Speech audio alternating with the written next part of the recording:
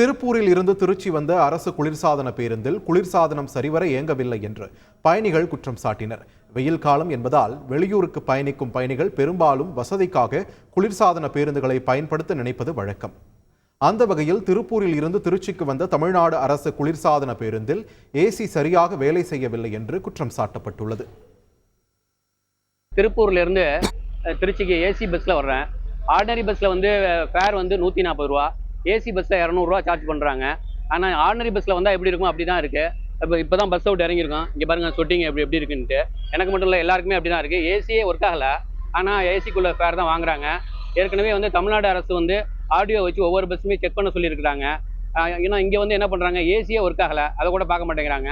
அவர் driver கண்டக்டருக்கு தனியா fan போட்டிருக்காங்க. அவங்களுக்கு ஏசி பஸ்ல அவங்களுக்கு ஃபேன் போட வேண்டிய அவசியம் இல்லை. இது சரி செய்யணும்னா பிஎம்க்கு ஒரு நம்பர் கொடுத்தாங்க. கண்டக்டர் சார் நம்பர் கொடுத்தாரு. பிஎம்கிட்ட நான் வேற பஸ்ல உங்களுக்கு மாத்தி விட்டுறேன் அப்படின்னு சொல்றாங்க. நான் சொன்னேன், எனக்கு அது வேண்டாங்க, எனக்கு 100 ரூபா போறதுனால பெரிய லாஸ் கிடையாது. இது எல்லாருக்கும் ரீஃபண்ட் பண்றாப்ல தான் நான் மாறிக்கிறேன் அப்படின்னு சொன்னாங்க. இதுதாங்க இது சரி செய்யணும், இந்த பிரச்சனையை சரி செய்யணும். என்னோட பயணிகள், சக பயணிகள் எல்லாருக்கும் அதை ரீஃபண்ட் பண்ணணும். நாங்க வர்றது வெயில் காலத்துல வெயில் தாங்க முடியாது அப்படின்ற ஒரே காரணத்துக்காக தான் நாங்க இந்த பஸ்ல வரோம். ஆனா இங்க பாத்தீங்கன்னா அந்த ஃபேன் மட்டும் தான் ஓடுதே தவிர மற்றபடி அந்த ஜில்னஸ் எதுவுமே கிடையவே கிடையாது. அதுக்கு நாங்கள் நார்மல் பஸ்லேயே வந்திருப்போம் சார். 200 ரூபா கொடுத்து ஏன் சார் நாங்கள் இதில் வரோம்?